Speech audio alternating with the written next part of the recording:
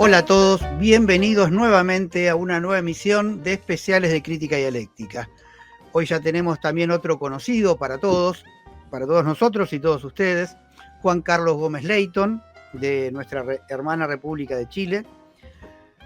Él es, recuerdo, el director del Centro de Investigaciones de Procesos Políticos Sociales y América Latina, y hoy va a hacer honor a su nacionalidad y nos va a hablar justamente de la situación política de Chile. Han tenido los chilenos elecciones hace pocas semanas, y él va a hacer una caracterización y un análisis del proceso eleccionario, pero, y esto es lo importante, digamos, teniendo en cuenta el proceso histórico reciente de la República de Chile, el devenir político, el devenir social y la caracterización de esta sociedad.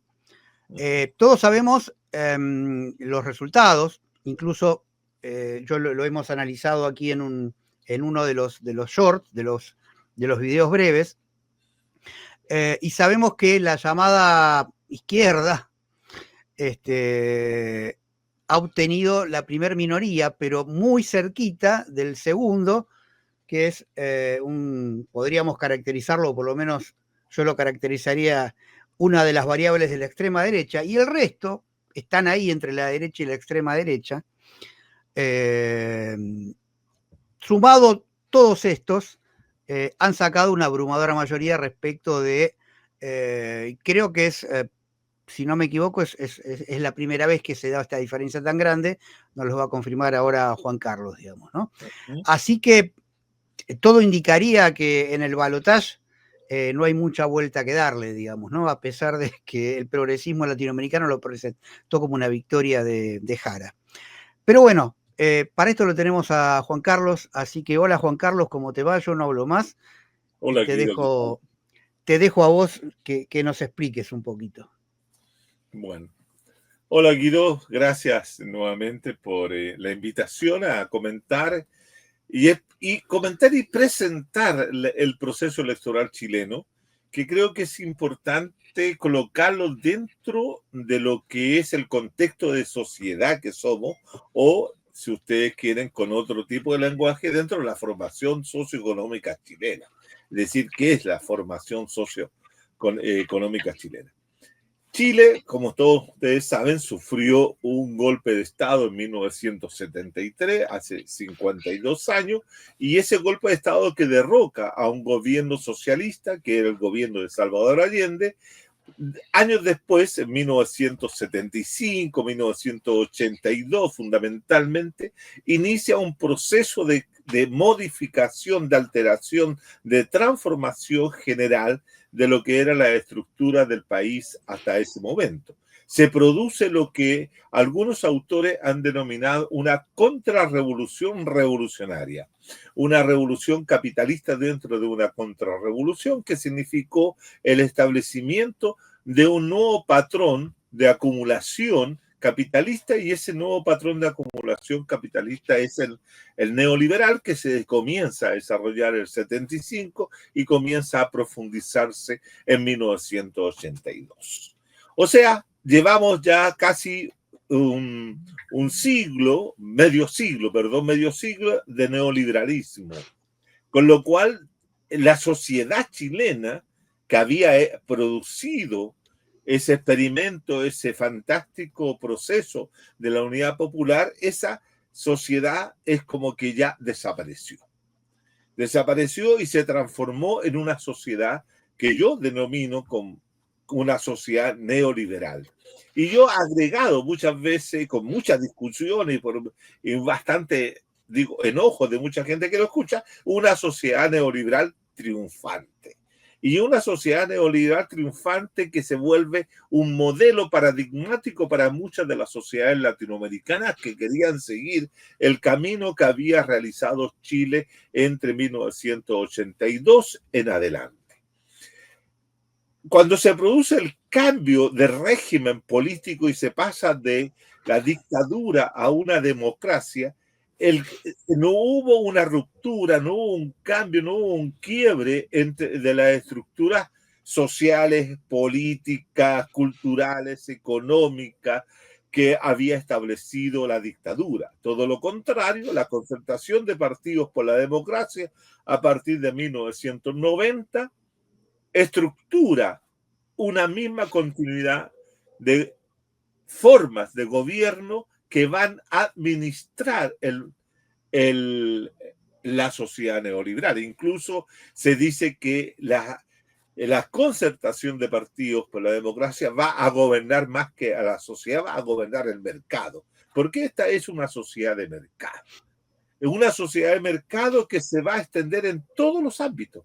Pensemos que las privatizaciones que había realizado el gobierno dictatorial continúan posteriormente con los distintos gobiernos, especialmente con Eduardo Frei Ruiz-Tagle, con Ricardo Lagos, con Michelle Bachelet, etcétera. Es decir, todos los gobiernos de la concertación lo que hacen es profundizar, expandir y ampliar y consolidar el neoliberalismo en Chile. Por lo tanto, la sociedad chilena se constituye en una sociedad neoliberal, donde hay una democracia neoliberal, donde hay procesos electorales que se juegan dentro del ámbito neoliberal. Pero lo más importante que quiero llamar la atención acá es que se constituye un nuevo sujeto social. Se constituye un sujeto social que yo denomino el sujeto ciudadano neoliberal. Y por lo tanto la sociedad se vuelve neoliberal y los hombres y mujeres, niños y niñas de esta sociedad se vuelven también neoliberales. Es decir, son hombres y mujeres, niños y niñas que tienen incorporada, socializada, ¿cierto? Su Weltanschauung neoliberal, es decir, la cosmovisión de mundo que posee es la neoliberal. Eso no quiere decir, estimados y estimadas que me están escuchando, de que no existan grupos que resistan y se opongan al neoliberalismo. Por cierto que los hay. En toda sociedad siempre hay gente que se opone a las formas de dominación predominante y hegemónica.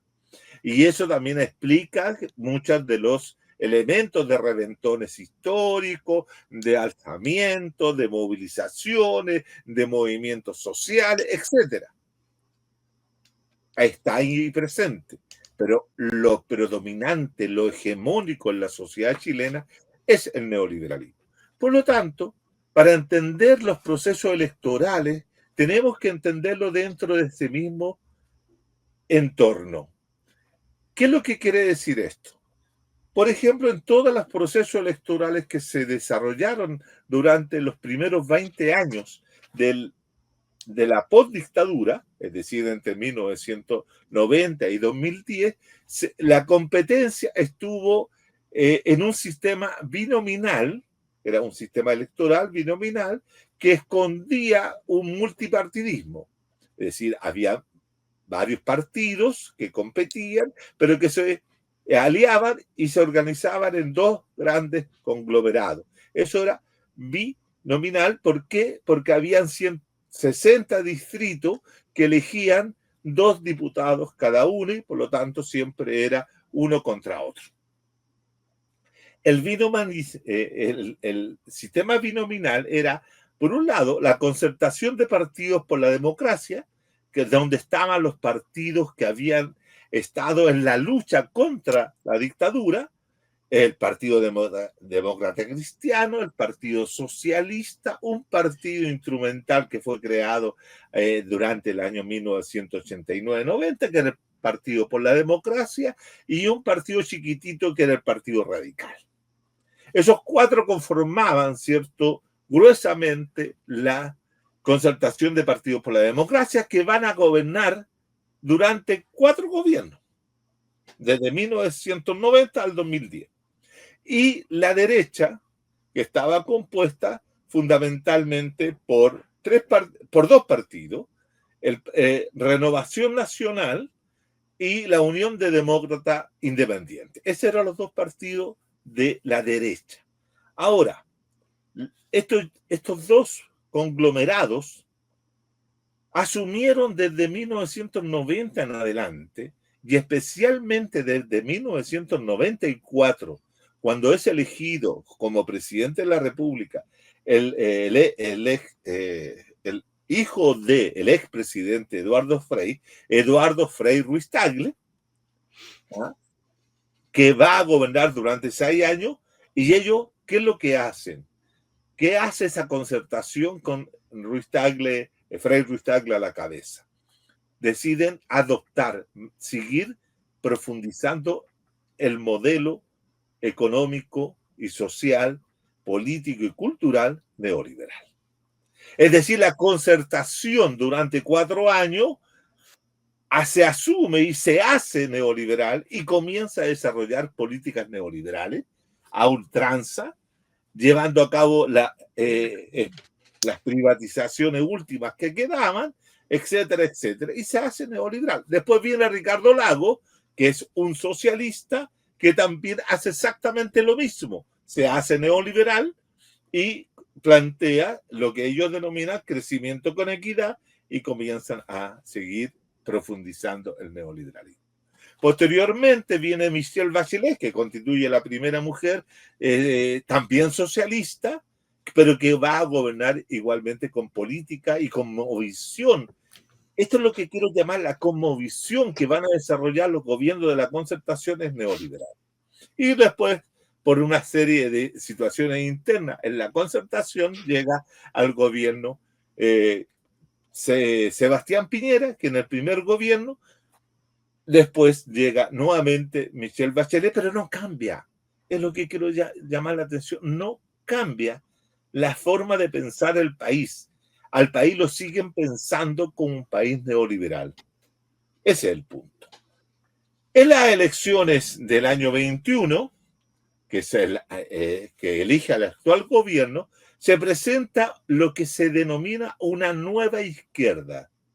La izquierda de los jóvenes rebeldes del 2011, que es el Frente Amplio, que se denominan a sí mismos Somos la Nueva Izquierda, y se plantean crítico a la gestión que había hecho la concertación, obviamente crítico en algunos aspectos a la derecha, pero profundamente también crítico de lo que era la izquierda revolucionaria o la otra izquierda, la izquierda socialista, la izquierda que se plantea la transformación.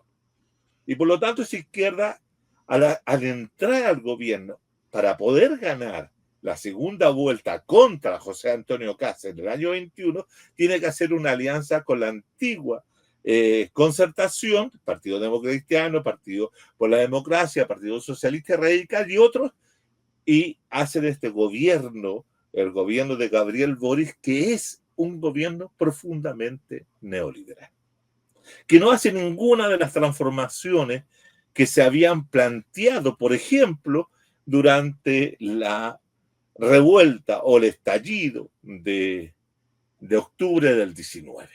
Ni tampoco se plantea algunos de los cambios que podían haber sido realizados por el Congreso, que se habían planteado en el primer proceso constitucional. Y aquí viene un dato. Este gobierno tiene que administrar un proceso constitucional en la cual tampoco este gobierno de Boric creía profundamente. Y pierde ese proceso, y el 62% de los chilenos le dice que no, y posteriormente, en otro proceso con otras características que era igualmente neoliberal, llega al 54% el en contra, y por lo tanto nos quedamos, la paradoja central del caso chileno, que nos quedamos a la vuelta de 4 años de la revuelta, nos quedamos con la misma constitución política que Pinochet había hecho aprobar en 1980 a sangre y fuego. O sea, la constitución política que institucionaliza, normaliza, que entrega las normas jurídicas para la administración del capital neoliberal, es la constitución que sigue rigiendo en Chile desde 1980 en adelante. O sea, la constitución del 80 tiene cerca de 40 y tantos años. Para que veamos la larga duración de lo que es el predominio hegemónico del neoliberalismo. Por lo tanto, ¿qué es lo que yo trato de explicar en este proceso electoral que estamos asistiendo en este periodo de la segunda vuelta.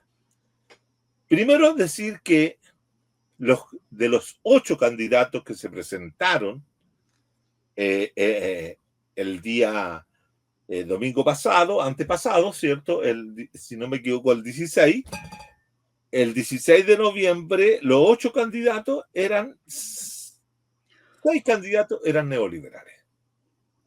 Y habían 2 que se movían en una cosa extraña, como, voy a decirlo, cosa extraña, una cosa rara, que era una izquierda bastante trasnochada en cuanto a sus planteamientos, en cuanto a su forma de concebir la política, pero al mismo tiempo diría yo que era la más honesta de todas las candidaturas, porque decía justamente lo que pensaba y buscaba desarrollar una transformación de la sociedad chilena, porque no apuntaba a reforzar, ni a sostener, ni a continuar con el neoliberalismo, que era la candidatura del profesor Artés, que era por tercera vez que se presentaba como candidato a la presidencia, él levantando justamente un discurso de carácter revolucionario, un discurso de carácter anticapitalista, antiimperialista, etcétera, como que su discurso muchas veces nos recordaba y nos hacía ver, ¿cierto?, el presente antiguo chileno de antes de 1973, o si ustedes quieren, ese presente o ese pasado de la izquierda revolucionaria latinoamericana hasta los 70. Pero él tiene una concepción de la forma de hacer política que no es de la más aceptable, etcétera. Y después venía una candidatura que era de un díscolo de la política que es chilena, que es Marco Enrique Ominami, que se había presentado. Esta era la 4ª o 5ª vez que se volvía a presentar, que había logrado tener una altísima votación en el 2010 y como díscolo dentro de la Concertación. La división que provoca Marco Enrique Ominami provoca la posibilidad de que Piñera llegue al gobierno por primera vez, la derecha llegue al gobierno por primera vez en este periodo postdictatorial. Ellos Marco Enrique representaba un tipo de gobierno semejante a los que había hecho para la identificación de los amigos y amigas Argentina, Fernández, el expresidente Fernández. Él era muy amigo de Fernández, él pertenecía a este grupo de Puebla, que estaban con Lula, con Petro, con Andrés Manuel López Obrador en México y ahora con Claudia Sheinbaum, etcétera, de ese grupo, ¿no? Pero que ese grupo también ha tenido fracasos muy fuertes en América Latina, con excepción, diría yo, hasta ahora, el gobierno de AMLO y de Claudia en el contexto de Norteamérica. Ellos 2 eran como los únicos que no eran plenamente, de ninguna manera, continuadores de las formas liberales o neoliberales. Pero los otros 6 sí. Aquí lo que tenemos que entender que las competencias electorales dentro de la sociedad chilena son competencias entre grupos políticos o sectores políticos que poseen una concepción de sociedad que no es otra que la neoliberal. Podrán tener algunos matices de diferencia y por eso compiten. Ahí está la gracia. Si fueran todos iguales no habría competencia, pero en este caso sí. Jara, la candidata Jara, que es militante del Partido Comunista, representaba lo que yo denomino un neoliberalismo socialdemócrata. La socialdemocracia neoliberal. Ese es el punto. Gabriel Palma, un destacado, pero destacado economista que vive y trabaja en Inglaterra, él dijo en una entrevista, estudiando tanto el plan de gobierno económico de Jara y el plan económico de Kass, que eran los dos exactamente iguales porque tenían la misma base de concepción neoliberal. Es decir, entre ellos no había muchas diferencias, salvo matices en algunos aspectos que son menores, pero que en el conjunto, en el grueso, en la estructura, eran neoliberales. Eso era, que son los dos que pasaron, ¿cierto?, a la segunda vuelta. Después venía, ¿cierto?, el neoliberalismo liberal, que representaba el Chile Vamos, Renovación Nacional, con partidos pequeños como Demócrata, Amarillos, Evópoli, que llevaban como candidata a Evelyn Matei. Y Evelyn Matei representaba un neoliberalismo semejante o continuador de lo que habían sido los gobiernos de Piñera.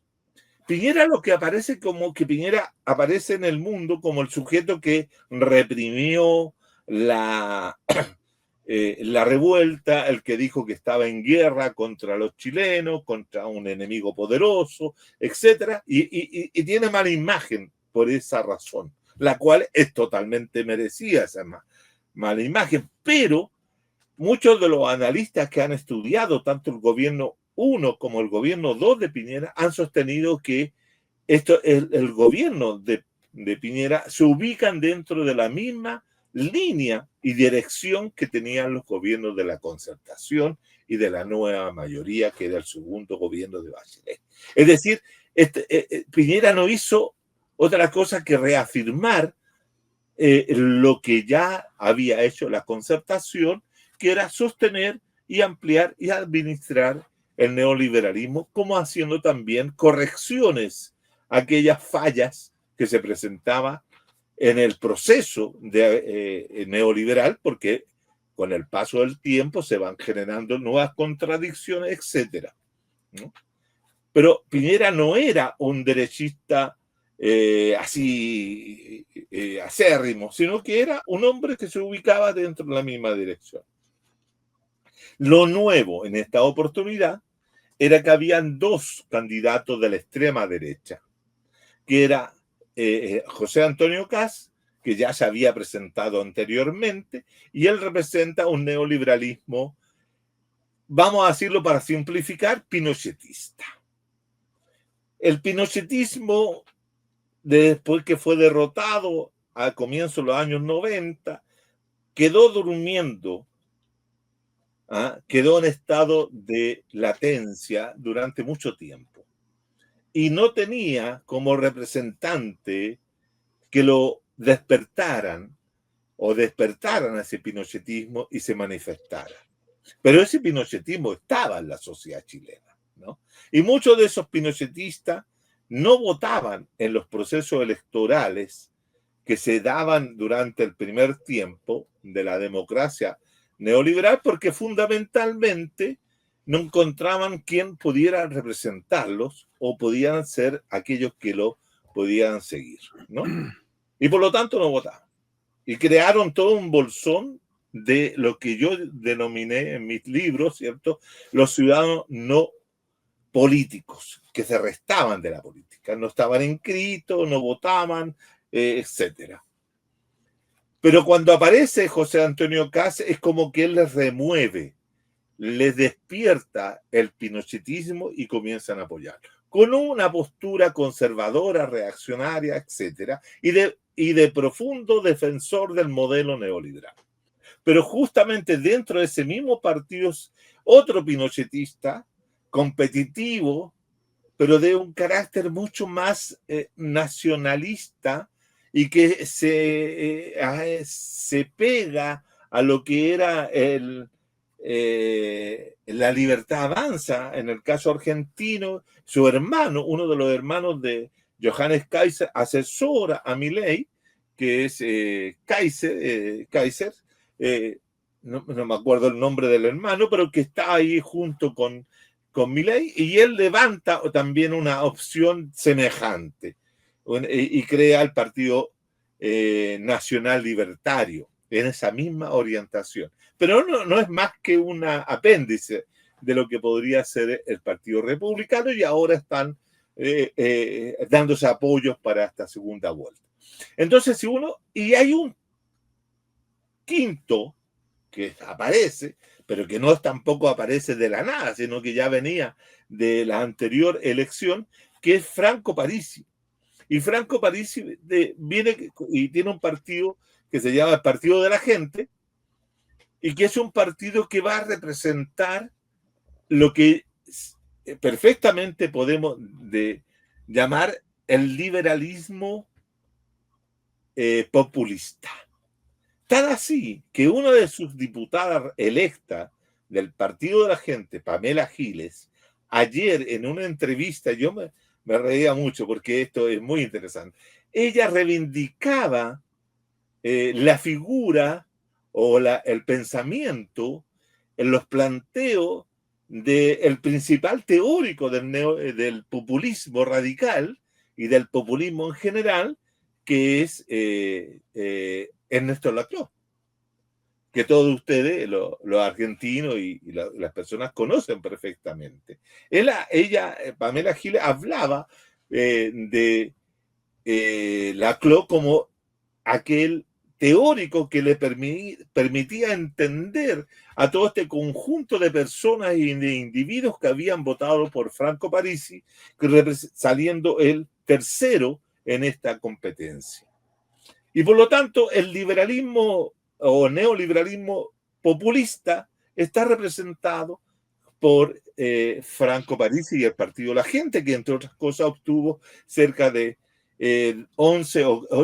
14 diputados. Con lo cual se va a transformar en el partido bisagra, el que permitiría darle, ya sea a la centroizquierda, socialdemócrata neoliberal, como a la derecha, ya sea laica o liberal o extrema, los votos suficientes para hacer aprobar en el Congreso si llegara a ganar Kast para apoyarlo, o si llegara a ganar Jara para oponerse. Es decir, es una situación que se viene muy compleja. ¿Qué es lo que he dicho? Lo que he dicho en resumen es que aquí estamos en presencia de competencia entre neoliberalismos, formas neoliberales, de gobiernos neoliberales que prometen gobernar, administrar la sociedad neoliberal de una forma X o Z, pero no se busca de ninguna manera la transformación. Bueno, quien pudiera representar la idea de la transformación sería Jara, porque ella proviene del Partido Comunista o es militante del Partido Comunista, o porque ahí está el partido del Frente Amplio, que se ha definido de izquierda, que son los partidos, o el partido que apoya a Gabriel Boric, y está el Partido Comunista. Pero, perdónenme, pero esos partidos nunca, desde cuando aparecieron hasta ahora, han sido partidos antineoliberales. Son partidos profundamente neoliberales que están buscando hacer algo que un sociólogo chileno de reconocida trayectoria y muy reputado, así como Laclau en el caso del populismo, en este caso en la socialdemocracia, que es Manuel Antonio Carretón, que llamó que todos estos gobiernos hacen un neoliberalismo corregido y que mezclan algo de progresismo limitado. Esa es la fórmula. Pero de ninguna manera en esta elección, como en las anteriores elecciones, se ha producido una disputa por la transformación de la sociedad. Suponer aquello es equívoco. Ahora, el tema central es que lo que yo he sostenido también es que la sociedad chilena, al ser una sociedad neoliberal, es una sociedad que se asemeja a un mall, un gran mall. Si los argentinos han venido permanentemente a comprar a Chile, bueno, Chile es un gran mall, un gran supermercado. Y la política ha perdido todo sentido de proyección futura. La política en Chile no busca la transformación, como he dicho, las alternativas políticas, los partidos políticos no levantan programas de gobierno que vayan a pensar y proyectar la sociedad del futuro. No están pensando en construir una sociedad de futuro, sino lo que están pensando es cómo administro adecuadamente la sociedad actual. Yo no busco son simples administradores de esta sociedad de mercado, como definís. Exactamente, eso es lo que son. Por lo tanto, en ese sentido, esperar transformaciones es un equívoco. El problema sustantivo que tiene la sociedad chilena es que el sujeto que participa en política es un sujeto neoliberal. Por lo tanto, vota, y esto quiero dejarlo muy claramente, vota con una racionalidad que es la racionalidad del sistema neoliberal. ¿Y cuál es la racionalidad que tiene el sistema neoliberal? Que cada sujeto en forma individual debe maximizar sus utilidades. La vieja fórmula que estableció ya hace ya varios siglos don Adam Smith, ¿cierto?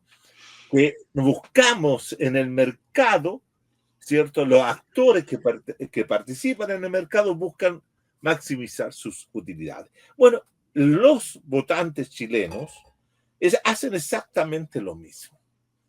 Quienes le ofrecen, ¿cierto?, una serie de perspectivas, posibilidades políticas que le van a mejorar sus condiciones materiales o le van a mejorar sus subjetividades, independientemente que sean estas concretas o no. Por ejemplo, el tema de la seguridad. Yo te prometo seguridad. Bueno, nadie puede prometer seguridad si no es que diga yo voy a armar a todas las policías, voy a sacarle a la calle, voy a crear un estado policial. Bueno, es relativo también eso. Bueno, hoy día todo ese tipo de subjetividades son las que se están jugando en este mall de ofertas que hicieron los candidatos, que ahora quedaron reducidas a dos. Las dos que Jara pasó con el 26% de los votos, 27 exactamente, y Kast pasó a la segunda vuelta con el 24%. Hay 3 puntos de diferencia. Es decir, si uno considera así un análisis más clásico, tanto Jara como tiene el 70 y tantos % de la gente que la en contra, como también Kast tiene el 74% en contra, salvo que, y ahí viene el detalle, que la derecha en esta oportunidad, o los neoliberales de derecha, con sus expresiones distintas, fueron divididos y Kast puede sumar los votos que obtuvo o las preferencias, las adhesiones que tuvo Johannes Kaiser y las votos y adhesiones y simpatías que obtuvo Evelyn Matei. Y eso puede darle en este momento el 50, casi el 51% de los votos en una segunda vuelta. Y la Janez Jara tiene que crecer, ¿cierto? De 26%, tiene que conquistar un total de 30 y tantos % de votos. Entonces la pregunta que se hacen todos los analistas en este momento en Chile, ¿de dónde Janez Jara puede sacar esos votos para poder triunfar y derrotar a Kast, como lo hizo la vez pasada Gabriel Boric? La única forma es conquistar los votos de Franco Parisi, que obtuvo el 20% de los votos. Hay 20% de votos que están en disputa, que perfectamente de irse todo los 20% o los 2,5 millones de electores hacia Janez Jara, tampoco alcanzaría, porque Ujú. serían 20 más 26, hacen, o 27, hacen 47, le hace falta 3%, ¿de dónde podría sacar? No, no lo saca no lo saca ni con de la votación de Artés, que sacó 0,66% de los votos, ni tampoco de los votos que obtuvo Marco Enrique Ominami, que sacó el 1,18%, ni tampoco de los votos de un outsider que había postulado, que era Harold McNichols, que sacó también un 1 y tanto. No lo alcanza. Por ahí, rajuñando por acá, pero la situación se ve compleja. Se ve compleja, salvo que durante este periodo, que quedan 2 semanas o 3 semanas para ese acontecimiento, el 14 de diciembre, la candidata del Partido Comunista y del Pacto Unidad por Chile, que son 9 partidos, pudieran hacer un trabajo de convencer o de atraer no solo a los votantes de Parisi, que les podrían prometer una serie de cosas, porque como van a ir a buscar su rendimiento o maximización de sus utilidades, podrían ser convencidos para que votaran por ella, pero también a los sectores populares que en un momento determinado o en esta elección votaron por, ya sea por Kaiser o Matei. Ahí hay un dato. Pero fíjate que se dio otro elemento que es muy loco porque es extraordinariamente trastornador, por decirlo de alguna forma. El Partido Comunista siempre ha tenido obsesiones en la política chilena. Siempre, toda la vida. Una de las obsesiones que ha tenido el Partido Comunista en Chile ha sido tener una alianza política con el centro. En un momento determinado, ese centro lo representó el Partido Radical. Y en su momento hicieron la política del Frente Popular y el Partido Radical hizo alianza con el Partido Comunista más el Partido Socialista. Sin embargo, a partir de los años 50, el Partido Socialista levantó, ¿cierto?, la política del Frente de Trabajadores, donde el núcleo central de esa tesis era no hacer pacto ni alianzas con partidos burgueses, y en este caso el Partido Radical era considerado un partido burgués. Cuando aparece la democracia cristiana, el Partido Comunista en los 60, incluso en los 70, plantea la necesidad de volver a hacer un pacto con la democracia cristiana para producir un gran proyecto transformador de la sociedad chilena, modernizador de la sociedad chilena en la década de los 60, para llevar a cabo la reforma agraria y otras cosas más. Como la democracia cristiana tenía tiene hasta el día de hoy un profundo sentido anticomunista, nunca fue posible. Después, durante la dictadura, la democracia cristiana, que había sido un partido promotor del golpe de Estado contra Salvador Allende, y después se pasa a la oposición durante la dictadura, el Partido Comunista quería formar con los demócratas cristianos un gran frente antifascista. Los demócratas cristianos le dijeron que no, siempre dijeron que no.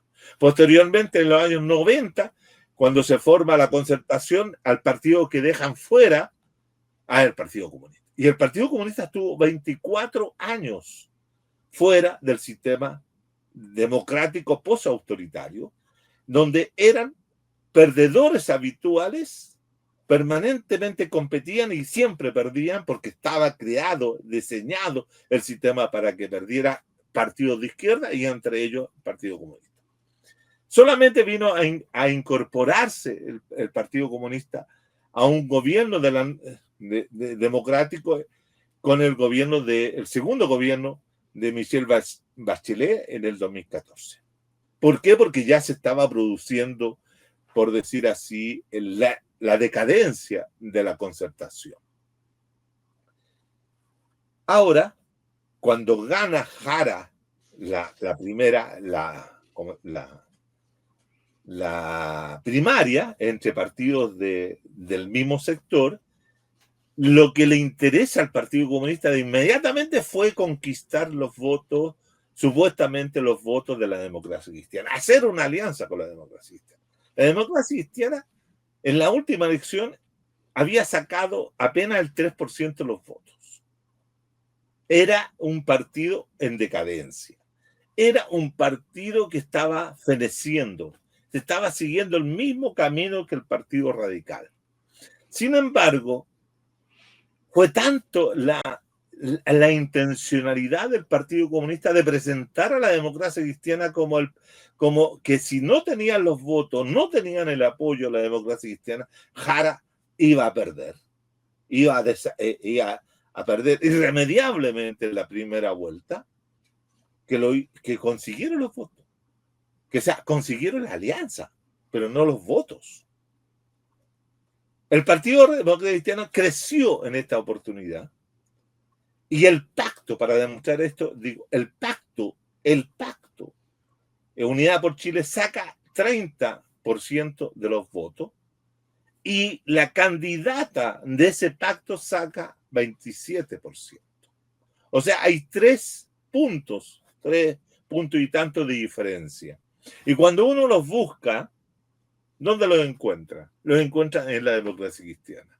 La democracia cristiana obtuvo 4% de los votos del pacto total, sacó 8 diputados, pero no votaron por Janet Jara. Los democratas de base votaron por cualquier otro candidato, tal vez por la Evelyn Matei, pero no votaron por Jara. Eso prueba que hay obsesiones que conducen a malas decisiones. Levantaron, reconstruyeron con esa decisión un partido como la democracia cristiana. En el fondo, lo que estoy diciendo, que la incapacidad del Partido Comunista Chileno de plantearse la posibilidad de hacer algo distinto, de ir a buscar los votos que necesita a los sectores populares, a la clase trabajadora, a los sectores campesinos, a los sectores portuarios, etcétera, etcétera, los va a buscar al centro político, los va a buscar a la clase media, a los sectores medios, no a los sectores populares. Y con eso hace de que se debilite el SACH. Lo mismo le está pasando ahora. Para poder triunfar en la segunda vuelta, si es que tiene alguna esperanza de derrotar al candidato de la derecha, en este caso es José Antonio Kast, tendría que buscarlos a los sectores populares, pero eso no se observa.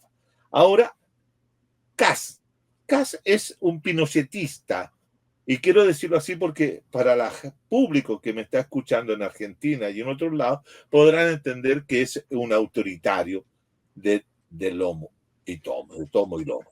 Es decir, una persona que tiene una concepción muy poco democrática.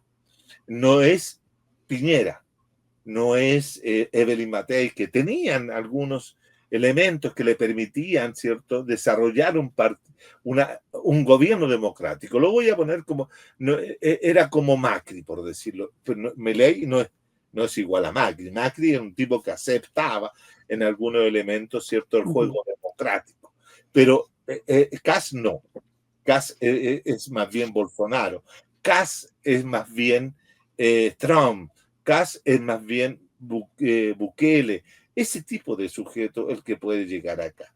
Pero hay un elemento que es importante señalar. Esta sociedad neoliberal, que ha funcionado durante 35 años o un poquito más, también tiene elementos institucionales que le permitirían como establecer cotos, establecer contenciones de acciones que podría tomar Kast. El hecho de que no tenga todo el Parlamento a su favor, como ayer esta diputada del Frente de París, Partido de la Gente, el Partido de la Gente, Pamela Giles, le dijera que ella iba a hacer todo lo posible por hacerlo sufrir o hacerlo a pasar mal, o lo iba a hacer una total oposición, nos dice que va a ser bastante más complejo hacer un gobierno profundamente autoritario y antidemocrático.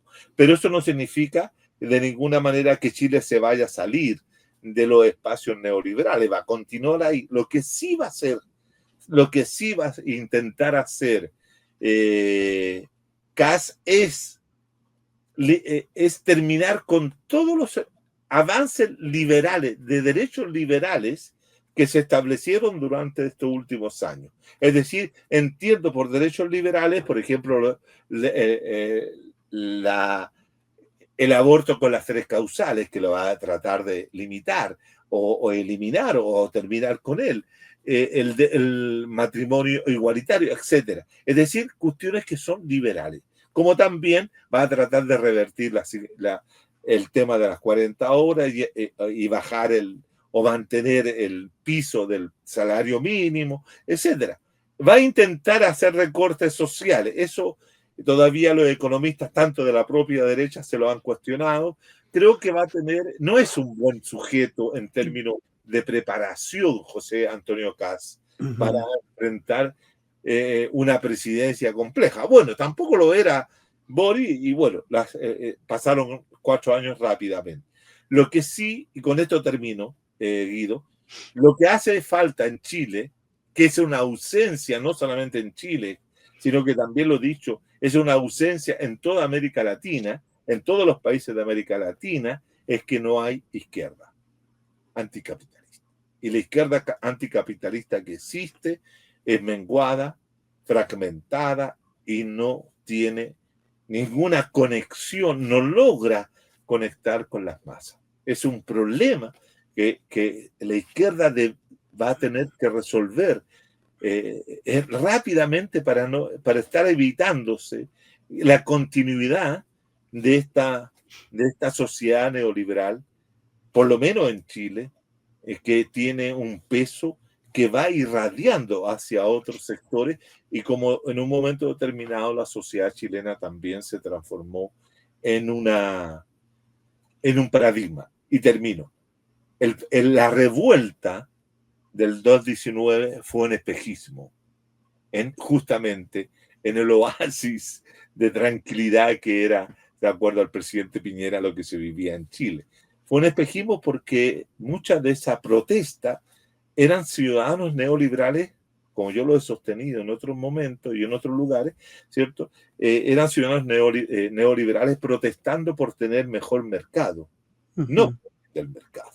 Es decir, yo siempre caractericé en algunos escritos, ¿cierto?, a esa revuelta como revuelta de los clientes, de los ciudadanos clientelares, ¿no? Sí. Entonces, bueno, eso es lo que ocurre en Chile. No se nos viene la noche oscura, no se nos viene el terror fascista, no se nos viene nada de eso. ¿Por qué?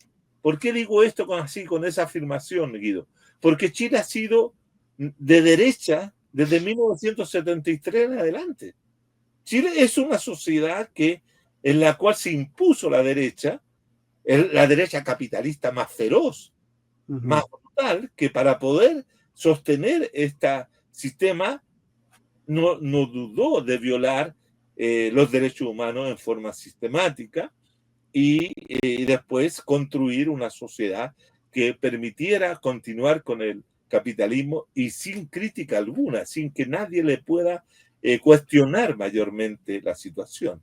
Imagínate que se dice que salieron a la calle cerca de 2 o 3 millones de personas en contra del neoliberalismo, pero había 13, somos 18, habían 15 o 12 millones que estaban a favor del neoliberalismo, como quedó demostrado posteriormente en la votación que se hizo que rechazó la constitución del 4 de septiembre del 22, que fue el 62%. 8 millones de personas dijeron, no, queremos mantener la misma constitución de Pinochet.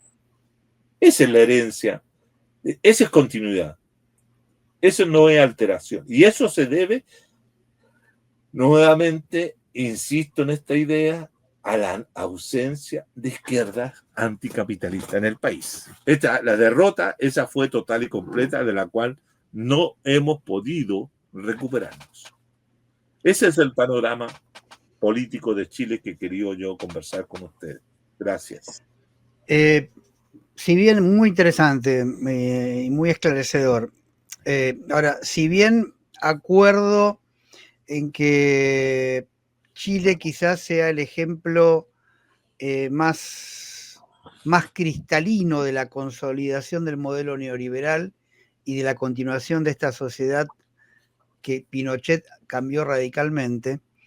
El neoliberalismo domina toda América Latina, digamos. Sí. En todo caso, en muchos de los países ha aparecido esto que se ha llamado el progresismo, que nosotros lo tratamos en nuestro último programa en el ciclo de tertulias, que también nosotros caracterizamos como neoliberalismo, en todo caso un neoliberalismo populista con algunos florecimientos de derechos liberales y con unos niveles de explotación un poco matizados con vaselina en todo caso, digamos, ¿no?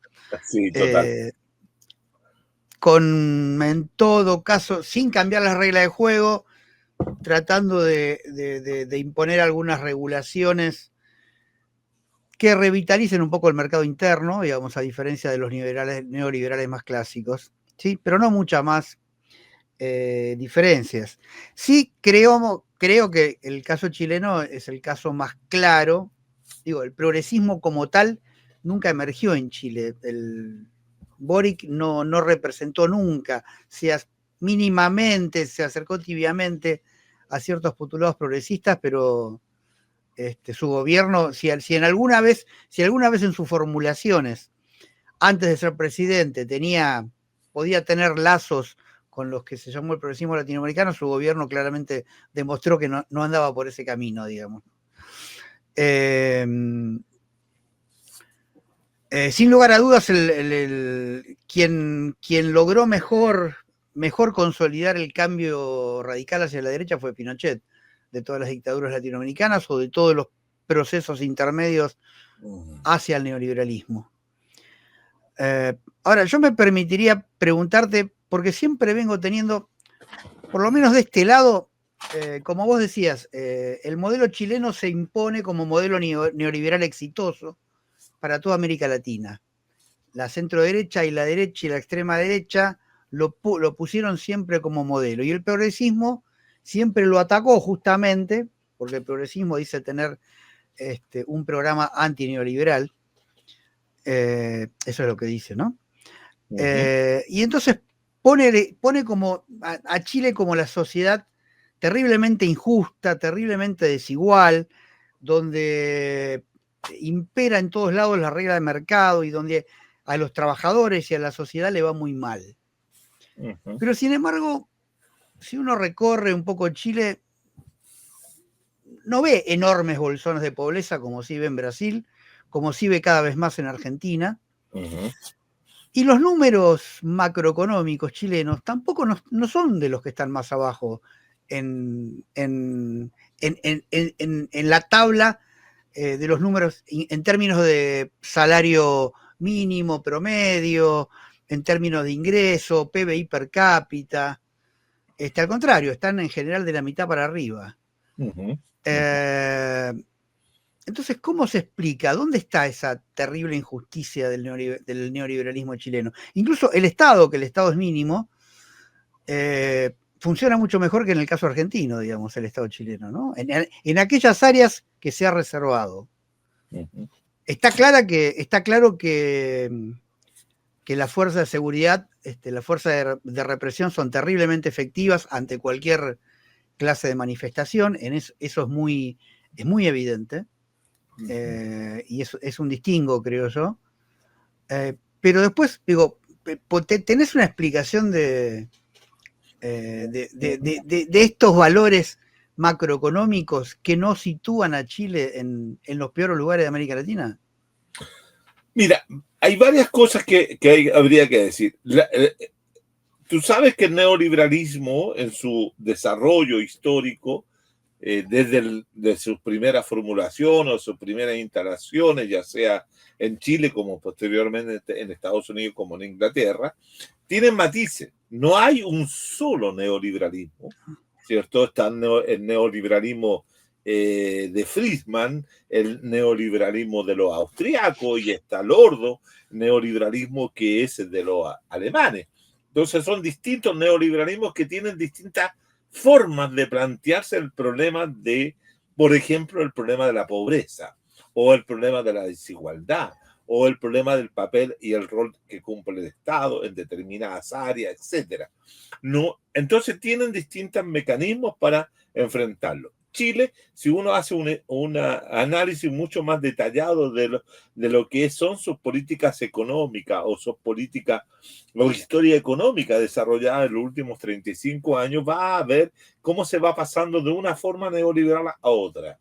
Y hay una que le va a dar mucho resultado a los gobiernos. La concertación es la que va a buscar desarrollar neoliberalismo, pero con reducción de la pobreza.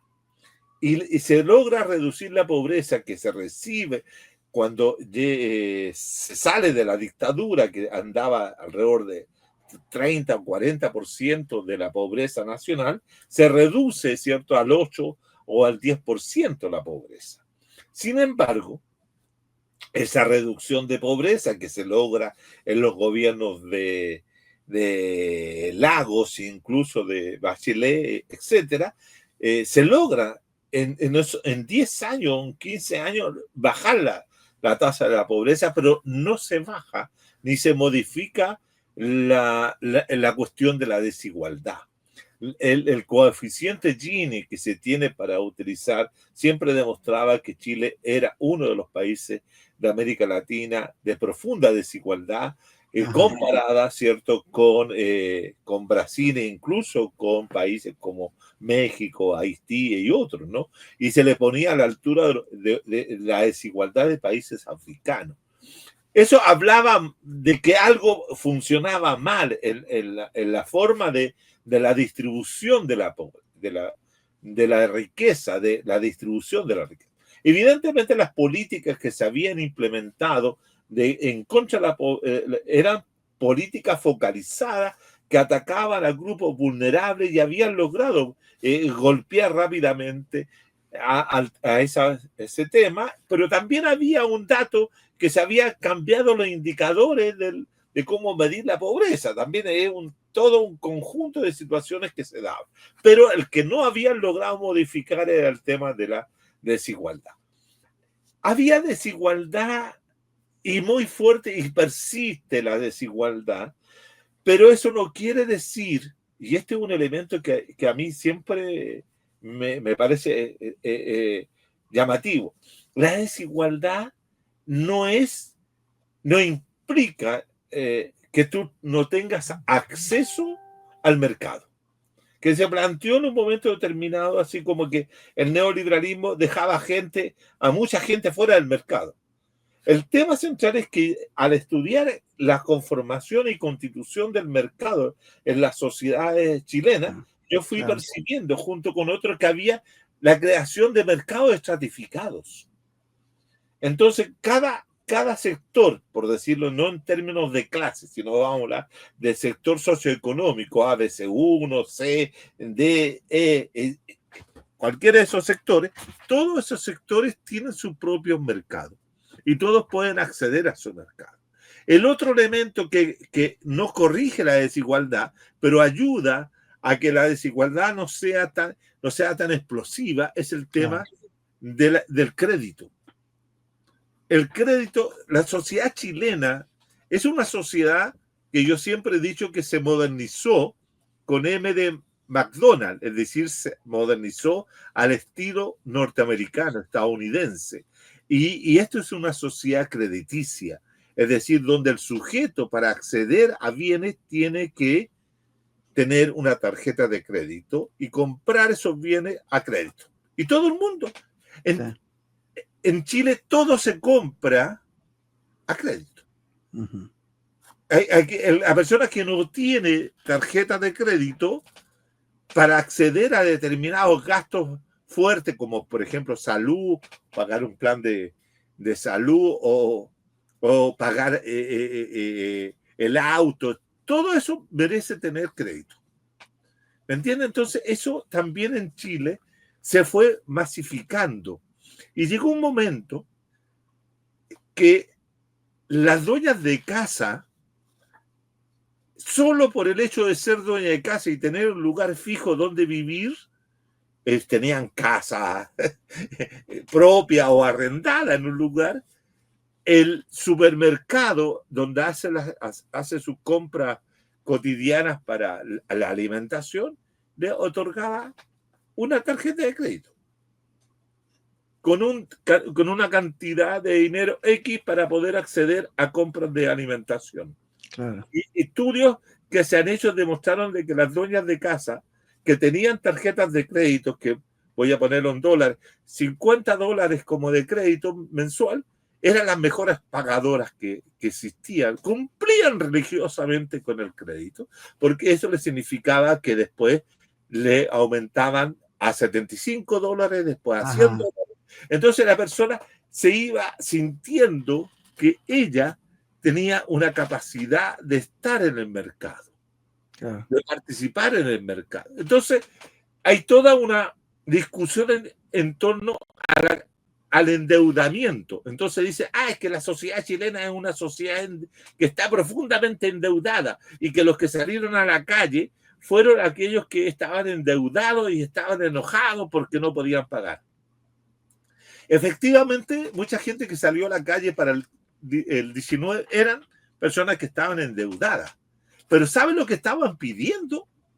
Que estaban pidiendo que se bajaran las tasas de interés de los endeudamientos, o porque se habían atrasado en una o dos cuotas, no los pusieran en una cárcel que se llama DICON, que es la Dirección de Comercio, que los pone ahí, y que eso les impedía a muchos obtener otro crédito.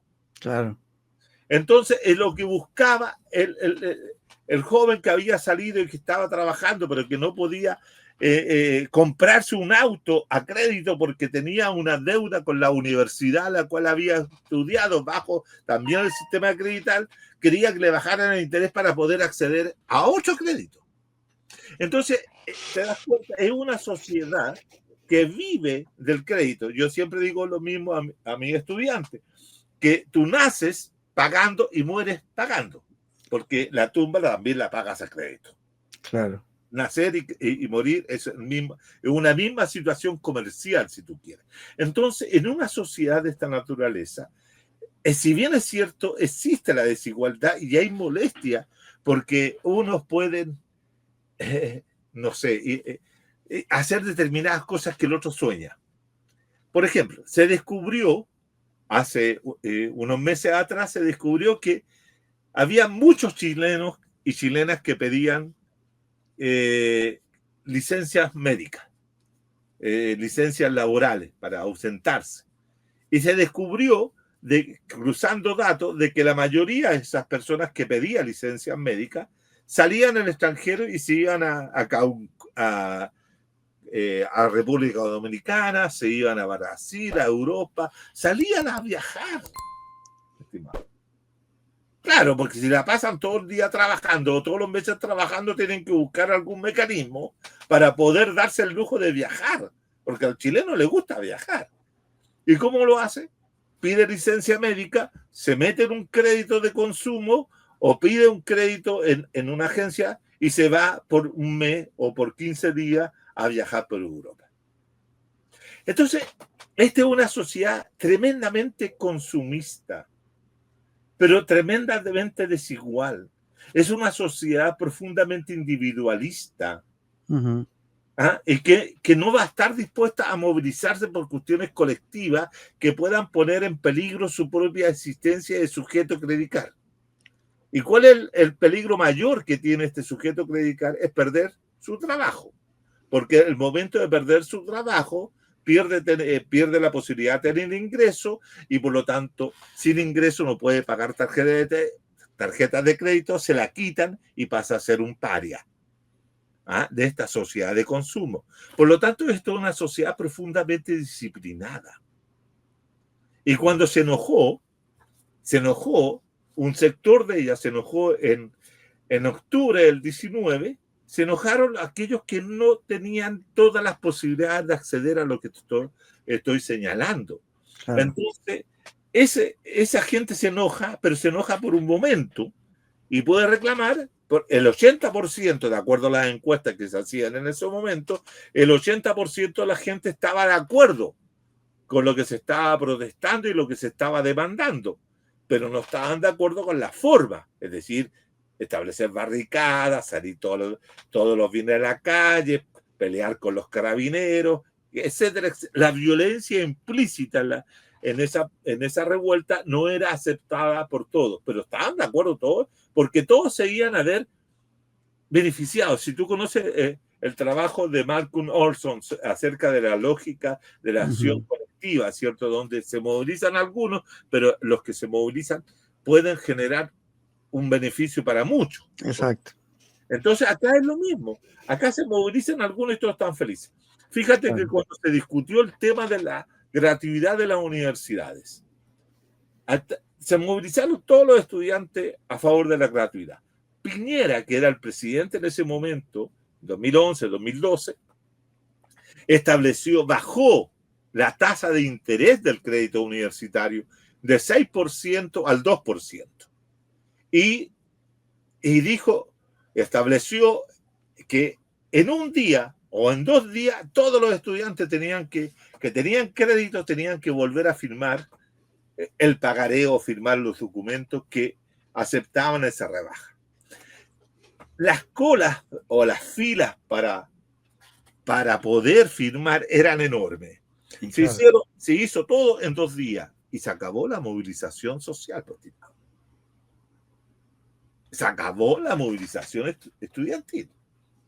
Porque el objetivo, y ahí cuando yo digo que esa es la racionalidad de cómo maximizo mis utilidades. Yo maximicé porque ahora voy a tener menos crédito, o sea, menos interés que pagar, mejoro mi situación, al mismo tiempo logro gratuidad. Algunos van a ser beneficiados por la gratuidad, porque la gratuidad no es universal, sino que es una postulación como una beca, te la otorgan, y por lo tanto yo mejoro. Del 2013, el movimiento estudiantil desapareció de las universidades chilenas. Del 13 al 25, ¿cuánto tiempo llevamos? Llevamos más de 12 años sin movilizaciones estudiantiles. Los únicos que salen a la calle y son los que están permanentemente haciendo actividades, digamos, de protesta, son los estudiantes secundarios, que son grupos fundamentalmente anarquistas, de distintas layas o distintas perspectivas, que salen a la calle. Pero el resto, todos tranquilos porque lograron, ese es mi punto, lograron un nivel de aceptación. Por lo tanto, aceptan su desigualdad, pero si yo me arreglo, no hay problema. Claro. Es el tremendo individualismo de la sociedad chilena. Ahora, claro, hay sectores, y tú vas a conversar con gente de izquierda, te va a decir que hoy día hay un problema habitacional. Sí, hay sectores que tienen problemas habitacional, que son fundamentalmente grupos migrantes que han llegado al país y que son como 1 millón de personas que no tienen donde vivir, por supuesto que no tienen donde vivir. Y por lo tanto presionan para lograr y se toman algún terreno y crean campamentos, etcétera. Y hay chilenos que también los acompañan, etcétera. Pero en las políticas habitacionales que había desarrollado los gobiernos de la concertación a lo largo del tiempo, habían logrado crear un mercado de la vivienda para sectores populares, que también se accedía a través de un subsidio habitacional que permitía a sectores populares acceder a una vivienda en sectores bastante de baja calidad, poco atendido, etcétera, porque todo se deja a la iniciativa del sujeto, del individuo. Si tú vas a vivir en este barrio, pero si usted quiere mocearlo, organice, haga, por ejemplo, las calles no tenían pavimento, organice un comité para la pavimentación donde es una cosa tripartita, donde los vecinos colocan cierta cantidad de dinero, el otro dinero lo pone el municipio y el tercer dinero lo coloca, o parte del dinero lo coloca el Estado y se pavimenta.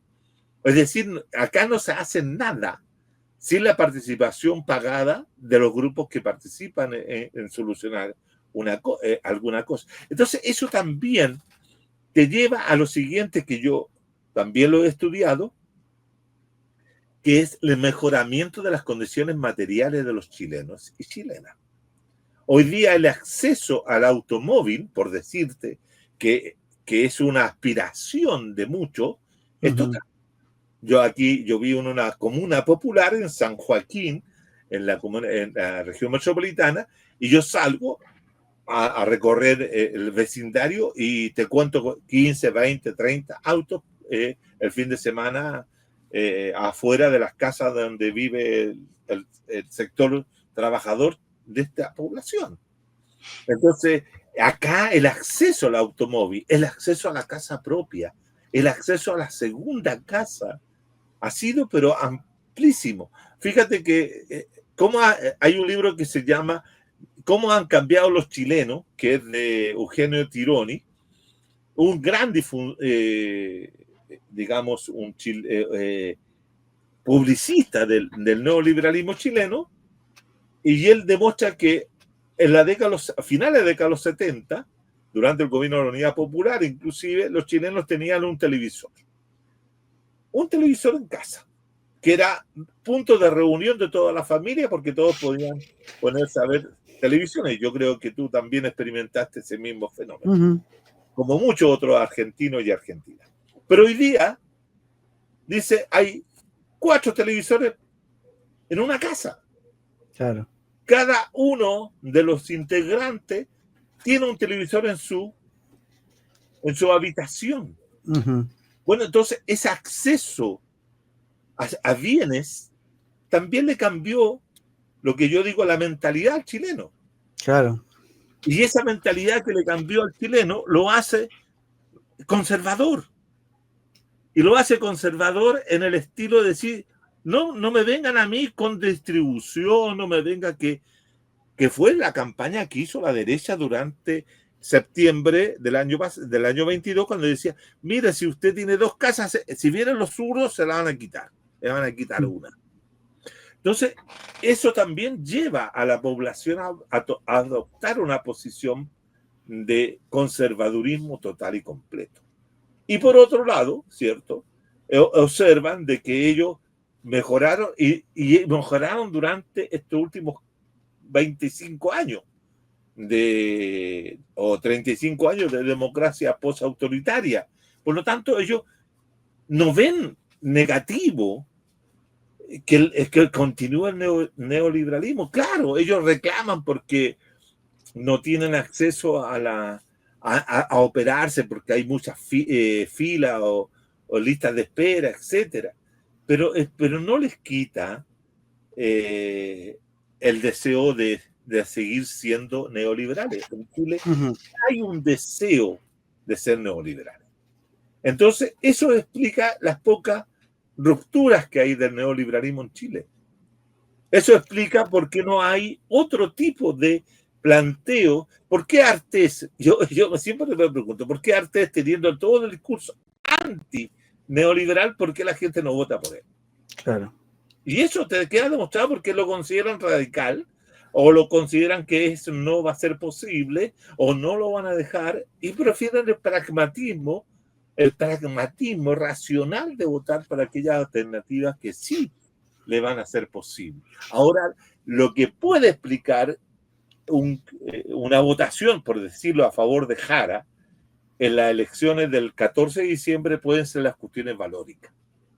Fíjate que ese es un dato interesante, porque Kast, como quiere eliminar la causal el aborto de 3 causales, puede ser que muchas mujeres, es muy misógino Kast, puede ser que las mujeres nuevamente puedan inclinar la balanza a favor de Jara, porque la vez pasada las mujeres en el 21 votaron masivamente por Gabriel Boric contra Kast. Y ahora no se podría justificar que las mujeres no volvieran a hacer lo mismo.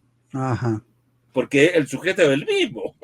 Los sujetos no cambian en 4 años radicalmente para decir, ahora yo me transformé en un liberador de mujeres. No, no lo es. Fíjate, voy a darte el último dato que hoy día se cometió, yo creo, uno de los errores más graves de la campaña de Kast, o no intencionado dentro de la campaña. Hoy día se celebra, ¿cierto?, el Día Internacional contra la Violencia en las Mujeres, ¿cierto?, por la muerte de las 3 hermanas en República Dominicana, por parte de Trujillo. Y todos los años, el 25 de noviembre, el Ministerio de la Mujer saca un spot en favor de las mujeres y en contra de la violencia. El Consejo Nacional de Televisión, que tiene un directorio, ¿cierto?, cuateado, digamos, partidariamente, todos los sectores de la derecha votaron que no se diera el spot que se tenía preparado, porque eso decía que ese spot, porque defendía a las mujeres, atacaba el femicidio y otras cosas más, se entendía que podía intervenir en la campaña electoral. Ajá. Y por primera vez en los últimos años, la derecha se opuso que a eso saliera. Eso fue un error porque se entendió que estaban protegiendo al candidato Kast, que tiene esos valores contrarios a eso. Entonces, es un error que le va a costar sus buenos votos, por decirlo de alguna forma, y al mismo tiempo, aunque hoy día en la tarde el Consejo Nacional de Televisión, ¿cierto?, reunió todos, revertieron la medida, pero el spot no salió el día 25, como todos los años había salido, incluso en gobierno de derecha de Piñera. ¿Ah? Entonces, eso demuestra que esta elección no solo se juega, no se juega, por decirlo de alguna forma, no se juega en términos de quién hace más o menos neoliberalismo, porque los dos gobiernos de Jara y de Kast van a ser neoliberalismo. ¿De dónde se está jugando? En cuestiones valóricas como la mantención del matrimonio igualitario, en la educación sexual en los colegios, que un candidato de derecha llegó a decir que era pornografía. Ese tipo de cosas se están jugando. Pero la sociedad neoliberal, después del 14 de diciembre, con Kast o con Jara, va a seguir siendo neoliberal. Ese es mi punto.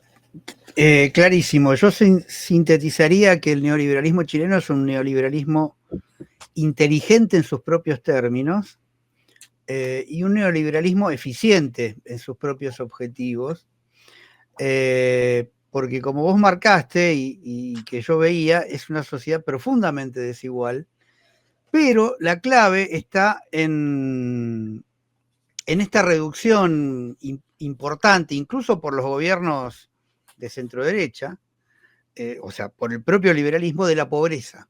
Sí, totalmente. ¿Sí? Y obviamente que para que pueda ocurrir y generar un mercado de consumo, como vos decís, segmentados, pero para todos los sectores.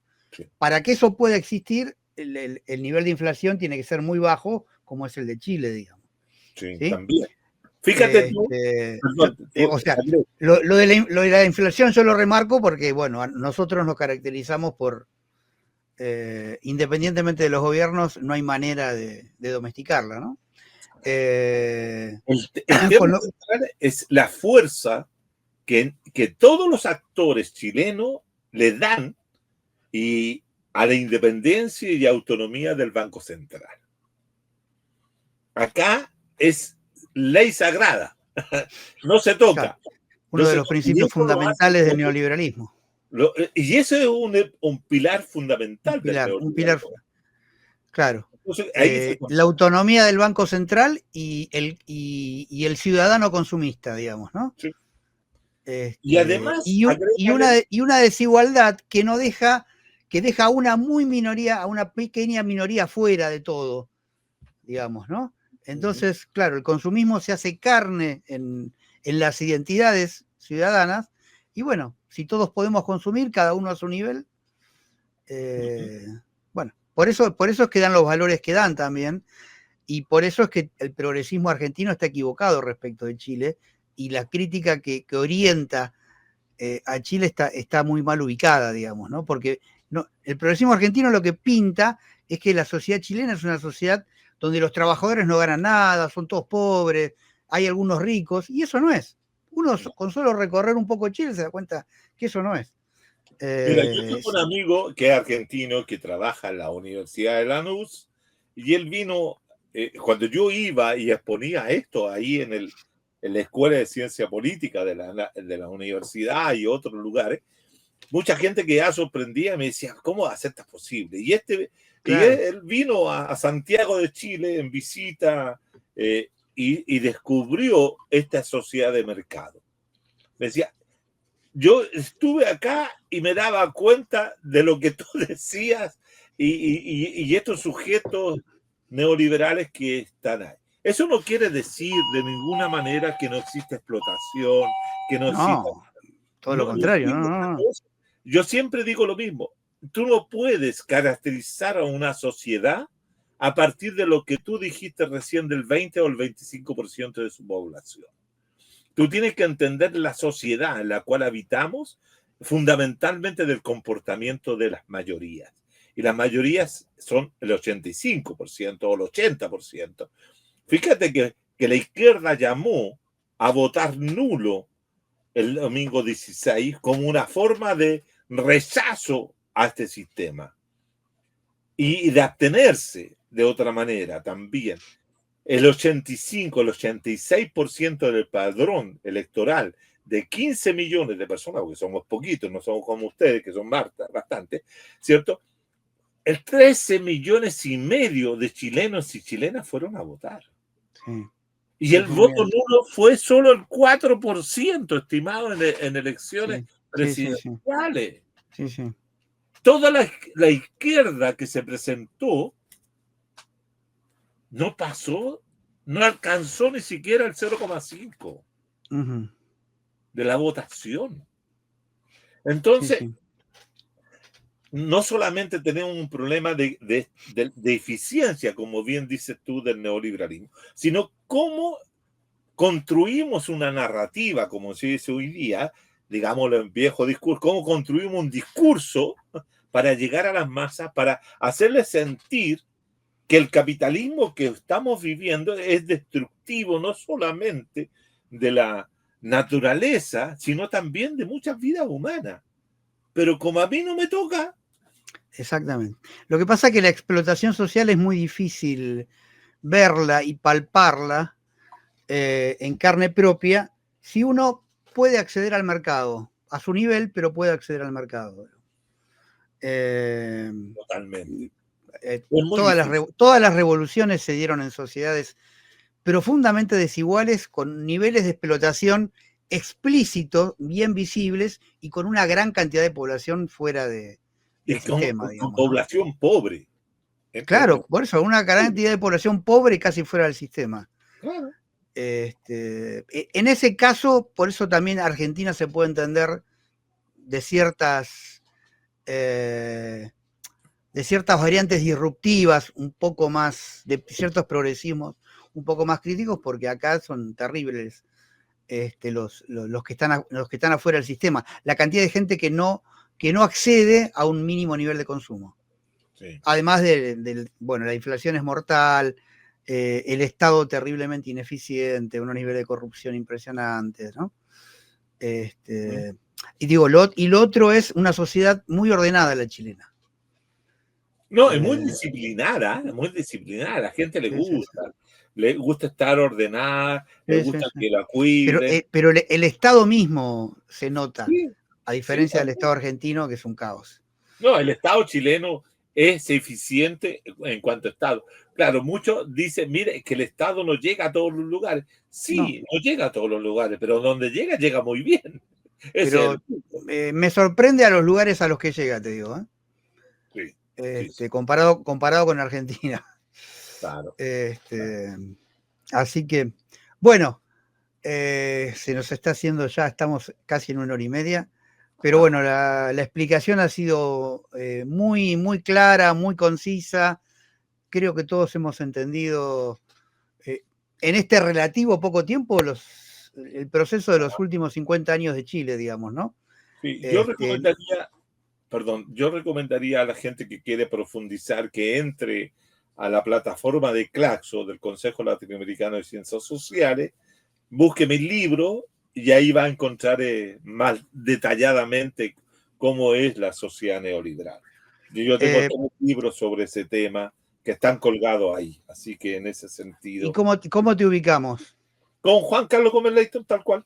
Dentro de... Bueno, es la única razón por la cual yo voy a promocionar entrar a Claxo, digamos. Bueno. Para poder encontrar tus libros, ¿no? Sí. Porque Claxo es uno de los responsables de lo que nos pasa a toda Latinoamérica también. En algún sentido también. Sí. Así que, pero si es para buscar tus libros, adelante nomás. Y pero si solo no, para eso, no vayan a ningún otro lado de la página de Claxo. Si no, busquen ahí a Juan Carlos Gómez Leighton tal cual y van a llegar en YouTube, llegan a mi canal y tienen 347 videos donde he tratado todo esto. Ah, buenísimo, buenísimo. Bueno, entonces tenemos tu canal con los videos y los libros. Pero mi libro también se puede encontrar en la se pone Juan Carlos Gómez Leighton y ahí aparece. Exacto, sí, pones en Google tu nombre y ahí van a aparecer. Ya sea los enlaces a Claxo o de algún otro lado donde se pueda descargar. Sí. Por supuesto. Está bien. Bueno. Lo que yo diría, compañero, que para poder tener una Claxo distinta, habría que trabajar para obtener ese lugar.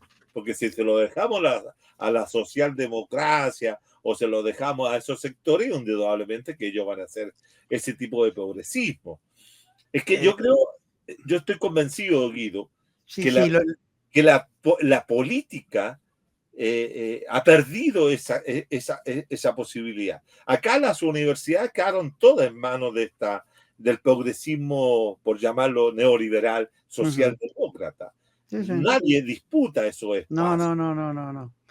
A ver, aquellos que planteamos en la academia, y este canal se caracteriza por eso, algo distinto, somos más o menos como los votantes de Artés, que llegó al 0,5%, así que es muy difícil con ese número generar otro Claxo por ahora, pero bueno, hay que seguir trabajando.